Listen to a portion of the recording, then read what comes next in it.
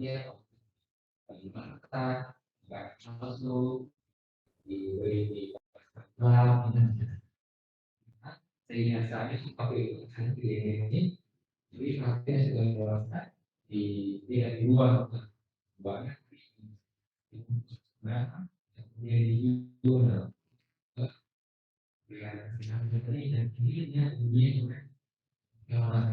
ini distribusi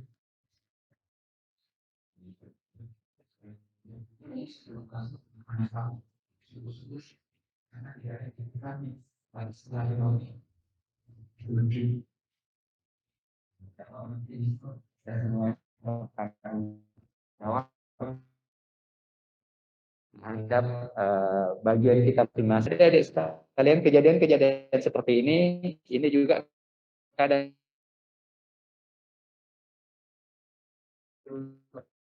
praktis ya terhadap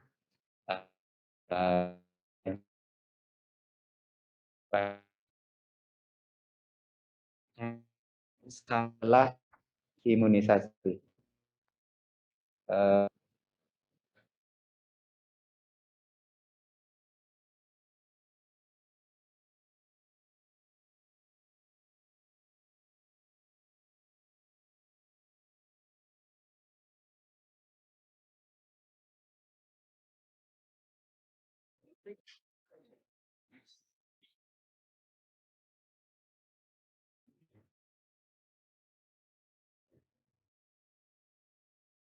Berita berikutnya adalah yang ini ya.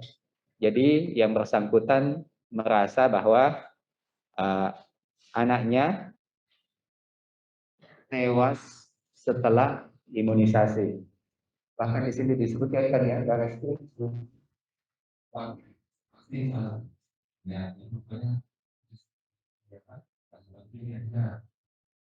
dan setelah imunisasi.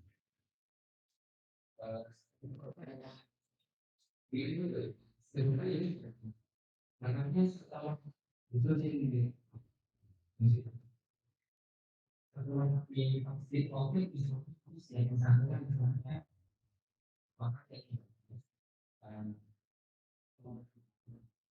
ada yang mengaku prediksi kan saya sekali ada yang mengaku setelah vaksin COVID-19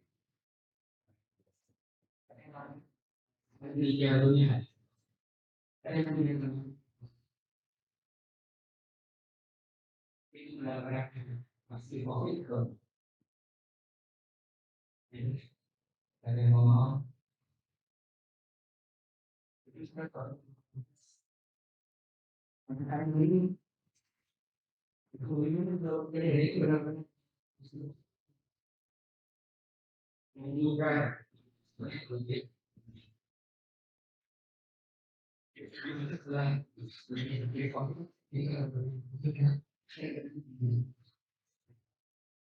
diskusi setelah dia berdoa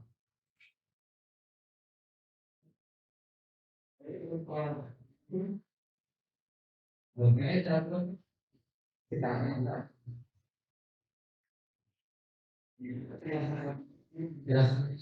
ya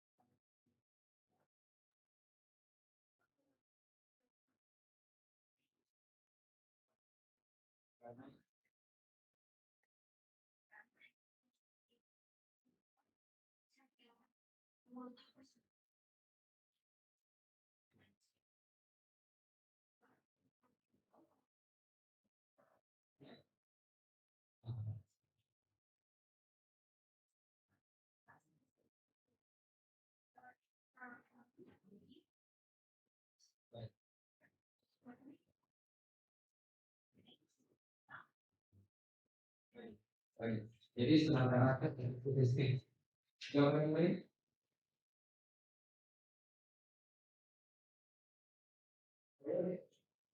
Satu lagi. Ya, tulis di mana ini? Ya, ada. Oke, terima asalnya. Ada. Penjelasan.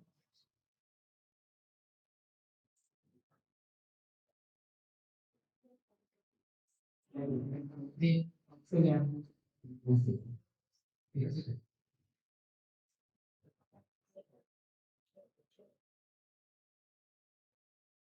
Jadi saya oke. Oke. Jadi itu ya. Nah, oke. Nah, ini. Ya, jadi begini. Buku yang ini buka TV, TV, kemudian diputar ke sana.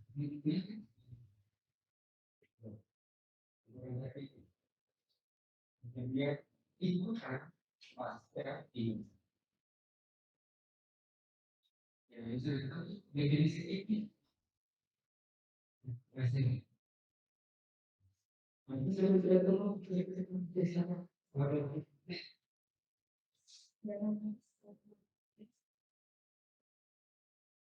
Jadi jurnalis yang menjadi seperti Indonesia. Ini kan suatu berkait dengan Indonesia kan ya. Dan juga dia itu sekarang Indonesia kan.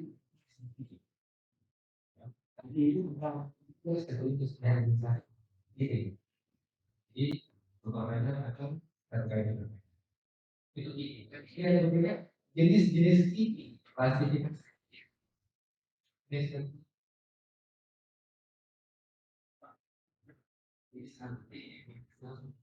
topik.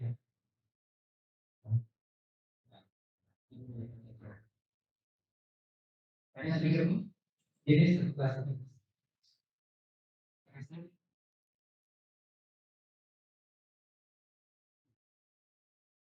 Jadi sudah ketemu cara apa namanya?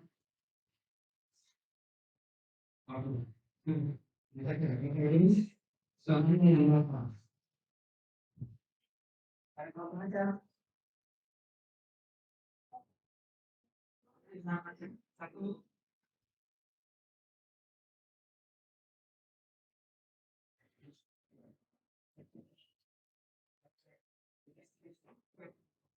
Bicara. Yang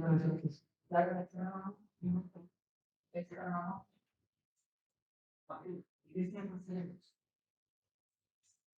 Ini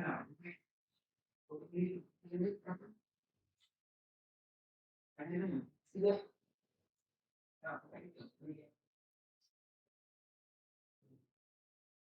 Klasifikasi ini.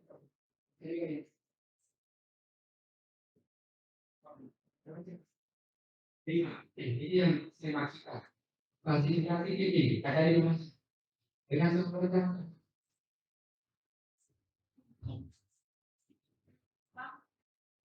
yang ini terkait dengan memang vaksin itu ada produknya ya termasuk gejala ini. Yang kedua, yang kualitas biasanya bagaimana kita mungkin keras dosa tapi prosedur dan anak itu resolusi. Bagaimana jadi itu ya nah sekarang sambil disiplin ini dulu ya kita tidak disiplin dan mana ada produk terus terus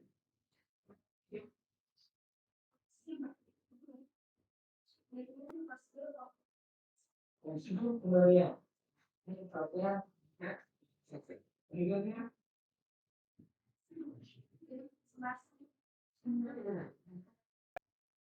sugesti ya. Berikutnya,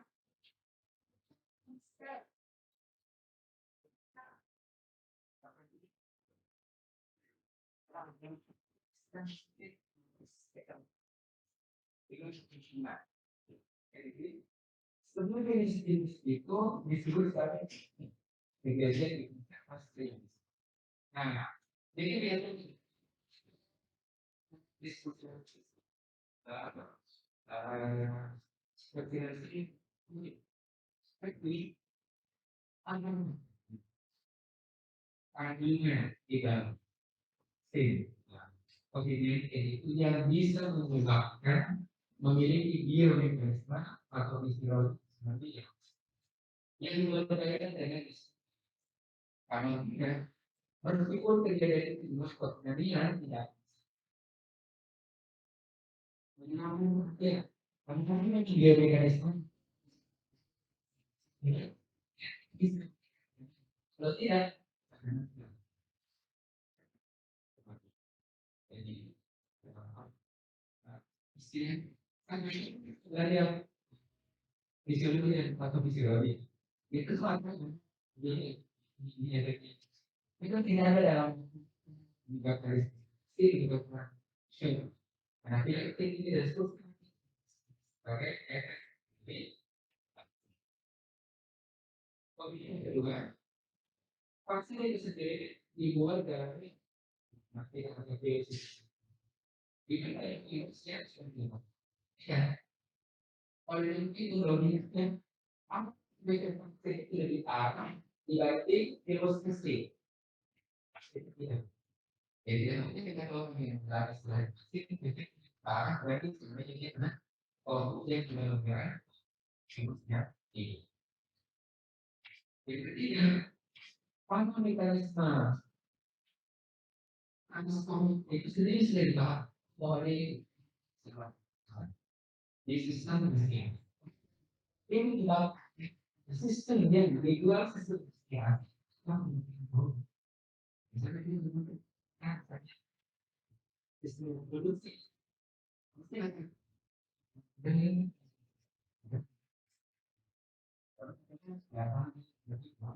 jadi menggunakan pada sistem.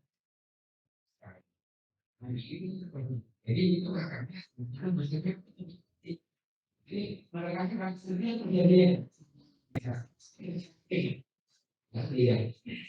Jadi itu juga sampai itu komponen bagian dari ini kan pastinya jadi pasti tidak ada apapun ini cuma dia termasuk di yang mana yang lihat mana tadi jadi itu yang dia ngerti sehingga mereka anggap semua semua pasti efek samping ini dan macam-macam. Jadi kayak ini nih, anak saya setelah tewas setelah ini misalnya.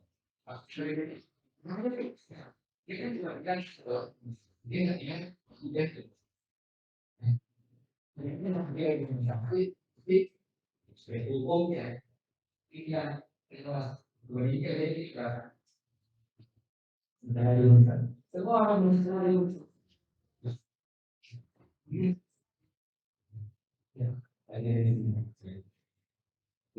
intinya apakah berkaitan dengan imunisasi atau tidak itu yang perlu dibuktikan.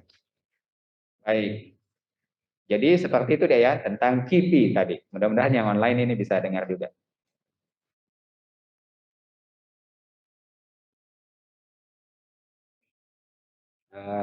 Saya tidak tahu ini. Oh ya, slide. Jadi ini juga ya. Jadi memang di masyarakat kita itu ada kelompok anti vaksin. Ya. Yang kita sayangkan sebagiannya membawa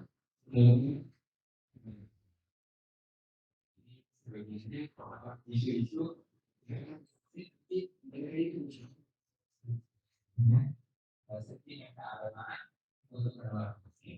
sebagai alasan lah. Misalnya dia bilang Allah Subhanahu wa taala tubuh kita itu sudah sempurna sehingga tidak mengulangi vaksin. Ini adalah sebagai dalam beli bapak jadi tubuh awal boleh sebagai sistem tubuh memiliki kita bukan maksudnya Allah dan manusia itu bukan tanpa keterbatasan. Dan macam-macam lah lagi logika-logikanya mereka itu dan seterusnya.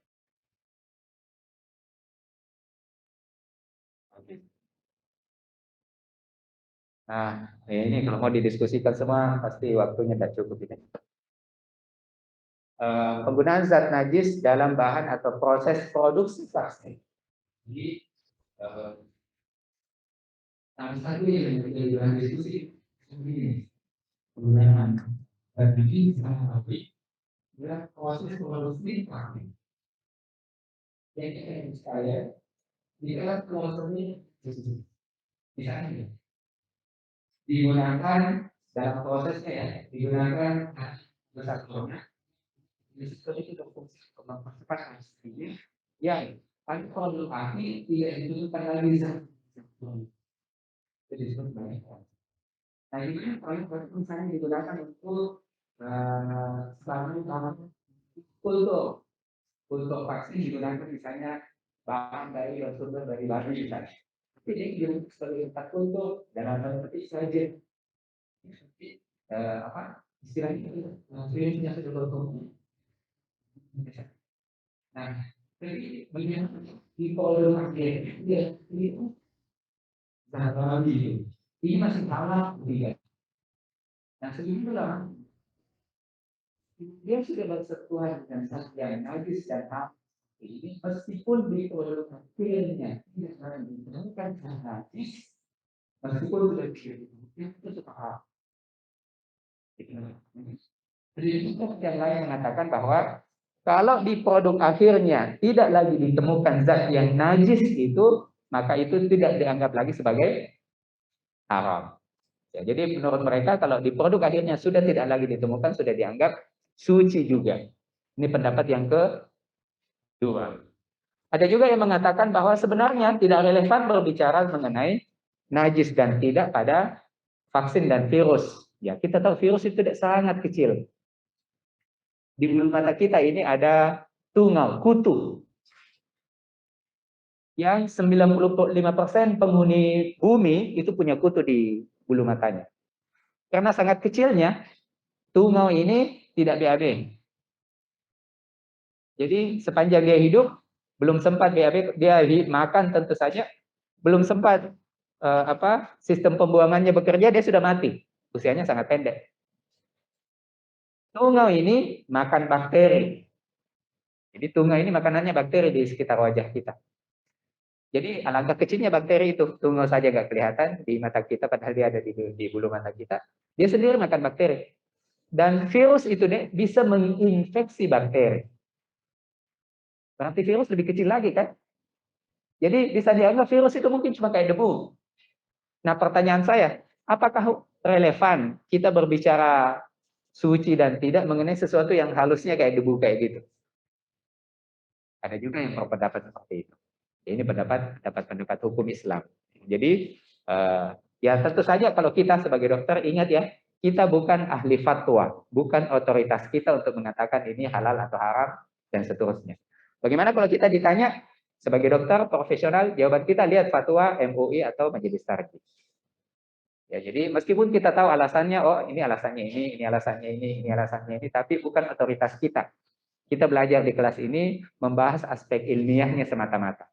Yang memberikan otoritas ini boleh atau tidak, ini haram atau tidak, ini dan seterusnya adalah lembaga yang punya otoritas di negara kita. Ya, dalam hal ini misalnya MUI atau misalnya Majelis Tarjih di dalam lingkup Muhammadiyah. Baik. Ada juga yang menganggap efek sampingnya lebih besar. Ya tadi ya kita sudah diskusikan. Daya tahan tubuh alami sudah cukup. Nah, ini juga seperti tadi kita sebutkan ya kenyataannya enggak. Meskipun daya tahan tubuh kita sangat besar, tapi kalau misalnya bakteri tuberkulosisnya sangat banyak, orang bisa terinfeksi juga TBC. Konspirasi di balik vaksinasi ini juga saya kira tidak benar. Ya kenyataannya Israel, Amerika juga pakai vaksin. Lahan industri dan bisnis farmasi ya ini dalam tanda petik menyingkirkan tibu nabawi. Dan nabawi ini juga sesuatu yang menurut mereka tibu nabawi itu cukup ditahnik saja. Jadi orang mengunyah kurma sampai halus kemudian diberikan ke langit-langitnya bayi itu. Tapi mengklaim bahwa itu adalah teknik vaksinasi itu juga perlu diskusi. Ya. Kemudian yang berikutnya mengklaim Tibbun Nabawi ini juga sebenarnya perlu diskusi. Apa yang mereka maksud sebagai Tibbun Nabawi? Apakah Tibbun Nabawi itu sesuatu yang bertentangan dengan sains dan seterusnya? Sudah imunisasi tapi masih tertular. Nah, saya kira ini silahkan dipelajari sendiri. Kenapa saya sudah vaksin COVID kok masih kena COVID? Nah ini, ya padahal itu ada mekanismenya. Silahkan dibaca sendiri. Oke, lanjut. Ya, definisi vaksin saya kira kalian sudah belajar sendiri ya. Ya untuk particular disease, jadi dia penyakit yang spesifik disebabkan oleh mikroorganisme yang dibuat dari apa istilahnya agen patogen yang sudah dilemahkan atau dimatikan yang menstimulasi kekebalan tubuh ya yang akhirnya kemudian akan mengingat zat patogen itu ya dan mengaktifkan sistem imun untuk menghancurkan ya agen patogen yang dimaksud. Baik, klasifikasi ini bisa dibaca sendiri ya. Sekarang ini dulu ya mikroorganisme dilemahkan. Setelah itu ada yang dimatikan. Belakangan ini tidak perlu lagi ini, bahkan cuma pakai rekombinan atau DNA-nya saja. Ya, jadi cuma pakai apa istilahnya kode genetiknya semata dari patogen itu baru kemudian vaksin diproduksi. Jadi apa istilahnya sudah semenikan jauh dan setahu saya sepertinya vaksin COVID ini sudah ada yang sampai ke level ini. Baik, kita lanjut. Proses produksi vaksin, penyiapan media, inokulasi, panen, inaktivasi, formulasi, final produk. Jadi di sini-sini nih yang terkadang menggunakan produk-produk yang najis atau haram. Baik, ini saya kira di mata kuliah lain atau topik lain didiskusikan lebih terperinci. Oke, saya kira ini lanjut. Nah, prinsip dasar ini yang aspek AIK-nya pertama, prinsip dasarnya adalah semua produk konsumsi adalah halal. Ini prinsip dasar. Ya, makanya kalau kita misalnya beli penganan buka puasa, ya kita tidak dibebankan untuk tanya, halal semua aja nih produknya Pak. Tidak. Ya, jadi atau misalnya beli ayam goreng, wah mana nih anunya? Ya, mana label halalnya? Kecuali kalau kita beli ayam gorengnya misalnya di sebuah industri yang sudah taraf nasional, ya yang sudah pasang gerai di mana-mana ini dan seterusnya, yang nasional itu atau produk roti misalnya yang sudah nasional, nah, itu memang dituntut untuk memiliki sertifikasi halal. Ya, tapi kalau misalnya masih industri rumah tangga dan semacamnya, tidak perlu istilahnya masih menggunakan prinsip dasar ini bahwa semua produk konsumsi adalah halal.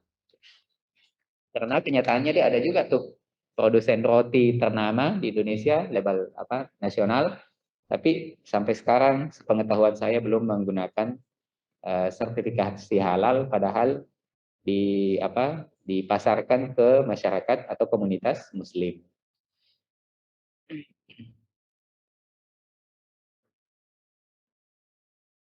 Baik. Prinsip yang kedua, larangan berobat dengan sesuatu yang haram. Ini memang sesuatu yang ada di dalam agama kita. Hadis Nabi SAW, sesungguhnya Allah tidak menjadikan kesembuhan kalian disebabkan oleh sesuatu yang telah Ia haramkan bagi kalian. Nah, gimana kalau sampai sekarang masih ada?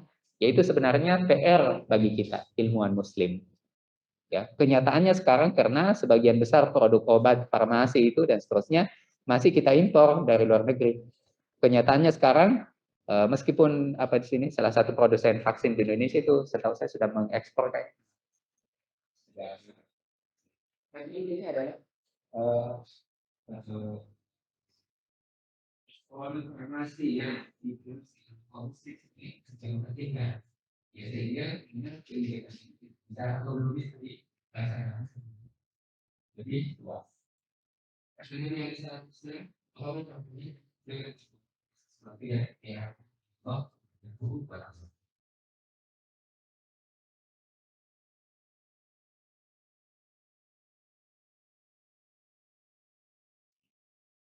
Firman Allah Subhanahu wa taala yang terjemahnya Diharamkan bagi kalian bangkai yang tidak disembelih, mati karena tidak disembelih, misalnya dipukul, ya, di dalam agama tertentu kan hewan tidak disembelih, dipukul saja kepalanya atau dimasukkan ke karung, kucing, anjing dimasukkan ke karung kemudian dipukul.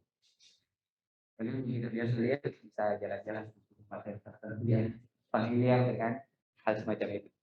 Kemudian dalam daging babi, ya, lahmul khinzir dalam ayat itu, meskipun kata ulama kita maksudnya adalah bukan beli, ya, jadi disebutkan adalah bagian tubuh, tapi maksudnya adalah seluruh bagian tubuh, termasuk kulitnya, termasuk bagian-bagian tubuh yang lain, tulangnya, atau daging hewan yang disembelih atas nama selain Allah. Jadi yang disembelih atas nama selain Allah. Makanya misalnya hewan itu disembelih untuk sajian gitu-gitu ya. Meskipun bismillah, tapi dibawa ke tempat yang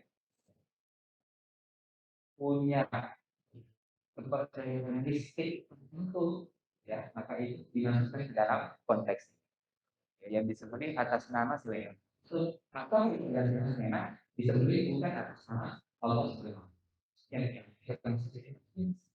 misalnya ini atas nama yang tasbih, yang dipukul, yang jatuh, yang ditanduk, dan yang diterkam binatang buas. Semua ini haram untuk dikonsumsi. Kecuali yang sempat kalian menyembelihnya. Ya, dan kita yakin bahwa yang dimaksud meninggal bukan karena ditanduk. Dan diharamkan bagi kalian yang disembelih untuk berhala. Ya, jadi misalnya yang menyembelih ya contoh haji, maka nanti sudah menyembelihkan haji, mesti hasil sembelihan itu diaung laut, dibuang ke laut selatan, hanya untuk teknologi dan meskipun mereka istilah, jadi ini itu selain Allah, ini dunia. Kecuali tentu saja kalau banyak orang di rumah kita sembelih ayam yuk makan-makan, itu tidak termasuk di sini ya. Kita maksud ini adalah tadi ada aspek ibadah di dalamnya, ada aspek mistik ya, gaib di dalamnya.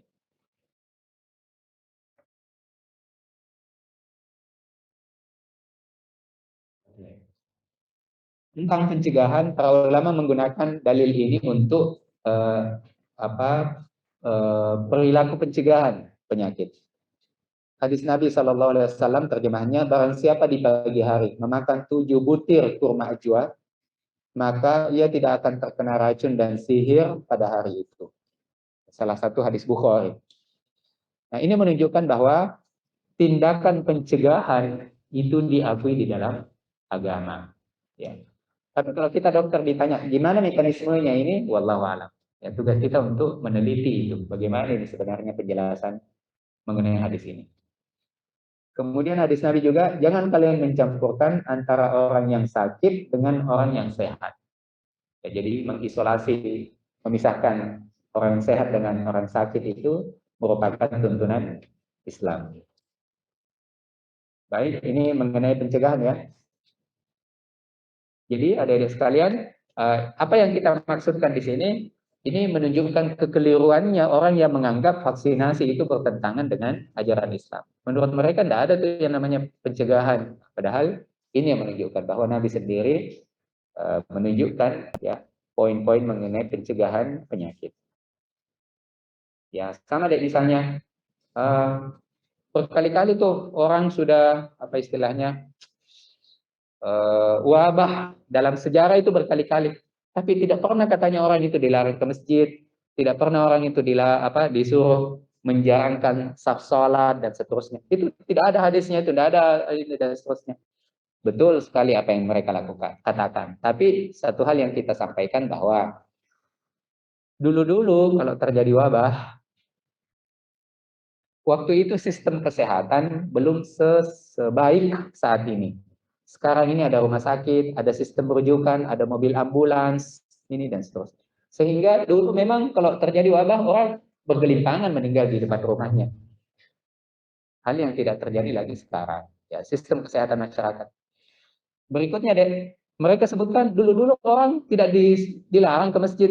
Masjid tidak ditutup, sholat tetap safnya rapat dan seterusnya. Betul, dulu memang orang belum bisa melihat bakteri dan virus karena waktu itu belum ada mikroskop. Orang belum mengerti mekanisme penularan penyakit sebaik sekarang ini. Seperti itu. Kemudian yang kedua, kita juga harus tahu bahwa salah satu maqasidus syariah, tujuan-tujuan agama adalah melindungi nyawa manusia. Sehingga kalau resiko ini berhadapan dengan sesuatu yang masih dianggap berada di bawahnya, maka ini harus didahulukan. Sehingga seperti tadi, silahkan sholat tapi direnggangkan safnya. Kenapa? Karena memelihara nyawa kalian itu lebih penting dibanding merapatkan saf. Seperti itu. Ya, jadi bukan kecuali perintahnya dalam melarang sholat, merupakan rukun Islam, ya itu yang salah. Tapi ini kan yang diminta adalah pelaksanaannya, teknis pelaksanaan. Jadi kenapa? Karena itu tadi tujuan-tujuan syariat. Saya kira di kuliah lain akan ketemu. Nah ini juga salah satu teori tentang vaksin ya. Perubahan sifat najis itu baunya, warnanya, rasanya. Suatu zat juga mengubah status hukum zat tersebut. Jadi dulu deh misalnya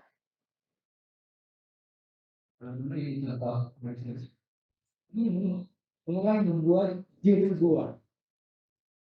Ini namun difermentasi akan menjadi cuka. Tapi namun menjadi khamar. Pada saat dia menjadi cuka itu halal. Pada saat dia menjadi khamar dia menjadi haram. Padahal bahannya sama. Cuma saya kalau menghargai cuka, rasa masih lagi menjadi khamar. Pada saat dia menjadi khamar, ya, bisa menjadi cuka, sudah. Kedua, mungkin disuruh menasihati ini berubah sifatnya, status hidupnya juga berubah.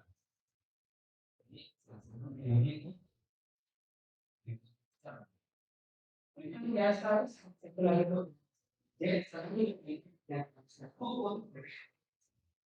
Jadi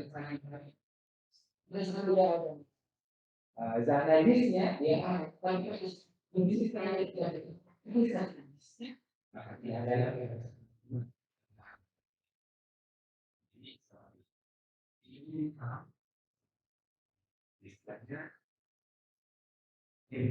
hukum mengenai perubahan zat itu kaitannya dengan obat.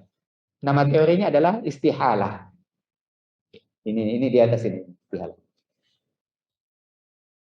Nah, ada juga deh kaidah peleburan zat, istihlak. Bercampurnya dua objek, suci dan najis, yang menghilangkan sifat najis atau haram salah satu objek, mensucikan campuran tersebut secara keseluruhan. Ya, hadis Nabi, air itu suci, tidak ada yang dapat menajiskannya. Jika air telah mencapai 2 kula, sekitar 235 liter, maka tidak akan mengandung atau dipengaruhi oleh najis. Misalnya, satu kolam renang, terus ada anak kecil yang kencing di pinggir kolam. Pertanyaannya, saya nggak mengatakan, ini pertanyaannya, air kolam ini bisa digunakan untuk wudhu atau enggak? Ya, bisa digunakan untuk wudhu. Karena keberadaan air kencing ini tidak mengubah status kesucian air kolam. Kenapa bisa tidak berubah? Kenapa tidak mengubah status hukumnya? Karena terlalu banyak yang suci dibanding yang haram. Air kolamnya nggak berubah jadi berbau kencing atau berwarna air kencing atau apa dasar. Ya, begitu juga besok-besok mungkin di daerah nih Baksos ini ketemu air kolam ada kotoran cicak di kolam mandi misalnya. Wah, gimana nih ini bisa digunakan wudhu apa enggak? Sepanjang air kolam itu tidak berubah warna, bau dan rasanya oleh karena kotoran cicak itu, maka air itu boleh digunakan untuk berwudhu. Ya, kecuali berubah. Nah, atau adik-adik sekalian dia berubah karena lumut jadi kehijau-hijauan. Nah, ini bisa digunakan bersuci atau enggak? Bisa. Kenapa? Karena yang mengubah sifatnya bukan sesuatu yang najis. Bisa dipahami ya? Ya, jadi kalau perubahan sifatnya adalah sesuatu yang najis, itu yang mengubah status hukumnya. Tapi kalau tidak berubah, maka tidak berubah status hukum. Waktunya terdapat dispensasi atas kondisi darurat. Ya, kaidah hukum Islam, ya, kondisi darurat membolehkan sesuatu yang asalnya terlarang. Ya, ad-darurat tubihul mahzurat. Bukan sekedar prasangka, solusi tersebut efektif, tidak ada pilihan lain, bahaya dihindari memang lebih besar. Besar dispensasi sekedar yang dibutuhkan. Saya kira yang bisa dibaca sendiri. Kesimpulan, ini bisa dibaca ya. Oke. 1, 3, 4, 5, 6. 3. Oke. Ya. Ada pertanyaan sampai di sini, Dek? Silakan. Namanya siapa?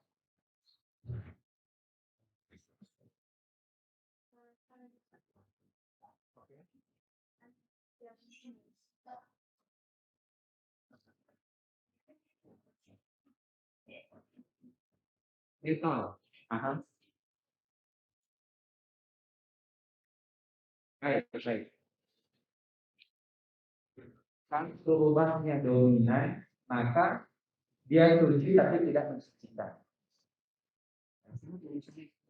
Boleh nggak kita berwudu dengan air teh? Dia suci, tapi tidak bisa digunakan untuk bersuci. Perubahannya sedikit, misalnya mungkin kayak banjir, lumpur, ya, sedikit agak berubah warnanya, sedikit seperti itu, berubah karena sesuatu yang suci, maka itu boleh disekali. Tapi kalau perubahan yang dominan, pertanyaan kita bisa nggak bersuci dengan air Coca-Cola misalnya? Sudah dulu itu bisa dilakukan. Misalnya,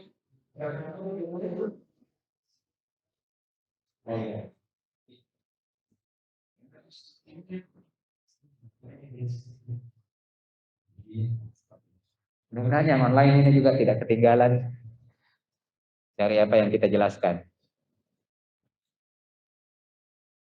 Baik, yang terakhir dari online ada pertanyaan, Dek? Ya, mudah-mudahan suara saya, apa yang saya jelaskan tadi cukup terdengar jelas ya, yang online.